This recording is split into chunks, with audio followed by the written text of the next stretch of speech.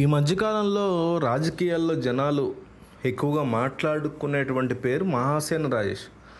మొన్నటి వరకు తెలుగుదేశం పార్టీలో ఉంటూ ప్రత్యర్థి మీద విమర్శలు దాడి చేసిన అయినా ఇప్పుడు తెలుగుదేశం పార్టీకి రాజీనామా చేసి ఒక పెద్ద ట్విస్ట్ ఇచ్చారు. పి గన్నవరంలో ఇతనికి టికెట్ అయితే ఇచ్చారు, కానీ ఆ తర్వాత అక్కడ పెద్ద గొడవలు జరిగాయి. దాంతో రాజేష్ సైలెంట్గా ఉండేటువంటి పరిస్థితి. ఇప్పుడు తన ఫేస్బుక్ ద్వారా తాను ఒక పార్టీ పెడుతున్నానని, తెలుగుదేశం పార్టీకి ఇక మీదట తాను రాజీనామా చేయబోతున్నానని చెప్పుకొచ్చారు. తెలుగుదేశం పార్టీ రాష్ట్ర అధికార ప్రతినిధిగా, రాష్ట్ర స్టీరింగ్ కమిటీ మెంబర్ని కూడా అని, ఎస్సీకి టీడీపీ రాష్ట్ర లీడర్నని, మా పార్టీ అధికారంలోకి రాగానే ఎమ్మెల్సీ లేదా స్టేట్ చైర్మన్ అవుతానని, అయినా సరే ఈ గౌరవం ఇచ్చిన చంద్రబాబు క్షమాపణ చెప్పి మరి పార్టీ నుంచి బయటికి రావడానికి సిద్ధం అంటూ మహాసేన రాజేష్ భారీ ప్రకటన చేశారు. అయితే దానికి ఆయన చెప్తున్నటువంటి కారణాలు చాలా కన్ఫ్యూజింగ్గా ఉన్నాయి. అంటే ఆయన చెప్తుంది ఏంటంటే, ప్రజాస్వామ్యంలో ప్రతిపక్షం చాలా ముఖ్యము, దేశం అంతా ప్రతి పార్టీకి ప్రతిపక్షం ఉంది, గుజరాత్లో కూడా బీజేపీ కాంగ్రెస్ ప్రత్యర్థులు, కానీ ఆంధ్రప్రదేశ్లో మాత్రం బీజేపీకి ప్రతిపక్షం లేదు. ఇది ప్రజల ఓటు హక్కును హరించడం. ఇక్కడ ఏ పార్టీకి ఓటేసినా అది బీజేపీకి పడుతుంది, ఇది రాజ్యాంగ విరుద్ధం. బీజేపీకి వ్యతిరేకంగా ఓటేయాలనుకున్న వారికి ఆ అవకాశాన్ని దూరం చేయకూడదు. ఆ కారణంగా మేము 2024 ఎన్నికల్లో మా అవకాశం ఉన్న ప్రతి నియోజకవర్గంలో పోటీలో దిగుతాము. అంటే మహాసేన అనే ఒక పార్టీని పెట్టి ఆ పార్టీ తరఫున అనేక చోట్ల పోటీ చేయడానికి ఈయన సిద్ధపడుతున్నాడు.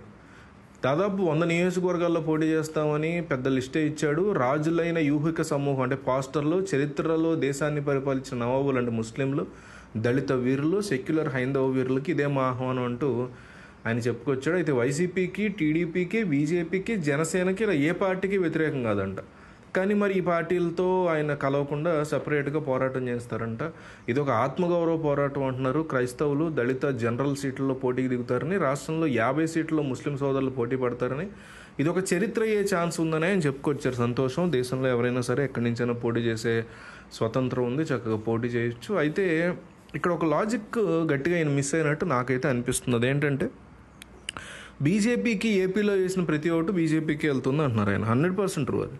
చంద్రబాబు నాయుడు అయినా, పవన్ కళ్యాణ్ అయినా, జగన్మోహన్ రెడ్డి అయినా, ముగ్గురు పోటీ పడి మరీ వణికిపోతారు.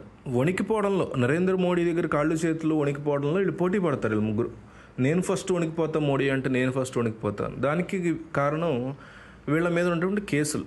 చంద్రబాబు మీద ఉన్నటువంటి ఓటుకు నోటు, స్కిల్ డెవలప్మెంట్, జగన్ మీద ఉన్నటువంటి అక్రమాస్తులు, వివేకానంద రెడ్డి సంబంధించిన కేసులు, ఇట్లా 100 కేసులు ఉన్నాయి వీళ్ళ మీద. ఇక పవన్ కళ్యాణ్ అంటే ఆయనకి రాజకీయంగా ఏపీలో ఎటువంటి ఎదుగుదల లేకపోవడం, ఎవరో ఒకళ్ళ సపోర్ట్తోనే ముందుకెళ్లే పరిస్థితి ఉండడం, ఇట్లా రాజకీయంగా ఫెయిల్ అవటం కంటే మోడీ లాంటి వాళ్ళ ప్రాపకం ఉంటే చాలు అనుకునేటువంటి మెంటాలిటీ ఉన్న వ్యక్తి పవన్ కళ్యాణ్ అని నాకు అనిపిస్తుంటుంది. సో అందువల్ల ఆయన కూడా వణకపోయినా ఎట్టి పరిస్థితుల్లో ఆయన వదిలించే పరిస్థితి అయితే లేదు. కేసులు లేవు కాబట్టి రేపొద్దున ఈయన కూడా ఏమన్నా మళ్ళీ కూటమి అధికారంలోకి వస్తే, ఆయన కూడా ఏమన్నా స్కాములు చేస్తారని అట్లా చేస్తే ఆయన మీద కూడా కేసులు పెడతారు. సో ఆయన కూడా వణుకుతాడు ఇక.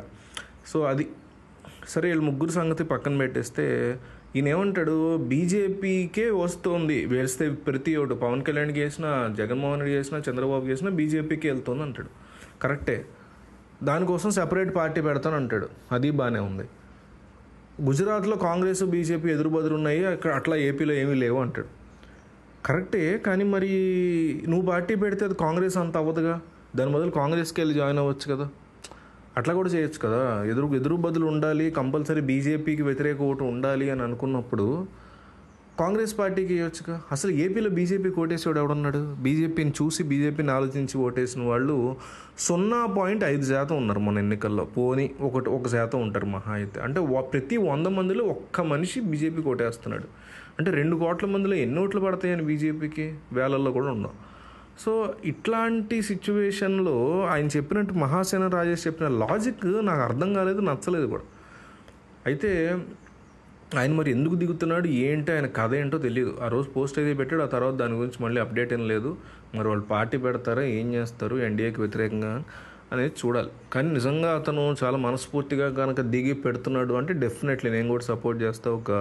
ఒక ఏథిస్ట్గా, ఎటువంటి మతానికో పార్టీకో సంబంధం లేని వ్యక్తిగా డెఫినెట్లీ నేను కూడా సపోర్ట్ చేస్తాను. అందులో ఎటువంటి క్వశ్చన్ లేదు. దళితులకైనా, క్రిస్టియన్లకైనా, ముస్లిమ్స్కైనా, హిందువులకైనా అందరికీ న్యాయం జరగాలి. దానికోసం ఆయన పోరాటం చేస్తే డెఫినెట్లీ ఆయనతో వెళ్ళలేకపోయినా ఇండివిజువల్గా డెఫినెట్లీ అతనికి నా సపోర్ట్ ఉంటుంది. బట్ అతని అడుగులు చాలా కన్ఫ్యూజింగ్ ఉన్నాయి. మహాసేన రాజేష్ అనేటువంటి వ్యక్తి యొక్క అడుగులు మీరు అబ్జర్వ్ చేస్తే గతంలో ఒకలాగా, తర్వాత జనసేనతో మాట్లాడడం, జనసేనతో ఉండాలనుకోవడం, మధ్యలో హిందువులను ఏదో తిట్టాడని గొడవ, ఓవర్ ఎంతూజియాస్టిక్గా బిహేవ్ చేయడం, ఆ తర్వాత మళ్ళీ తెలుగుదేశం జాయిన్, ఇప్పుడు మళ్ళీ తెలుగుదేశం బయటికి రావడం, ఒక రకమైనటువంటి కన్ఫ్యూజన్ మెంటాలిటీ అయితే డెఫినెట్లీ ఆయనలో కనిపిస్తుంది.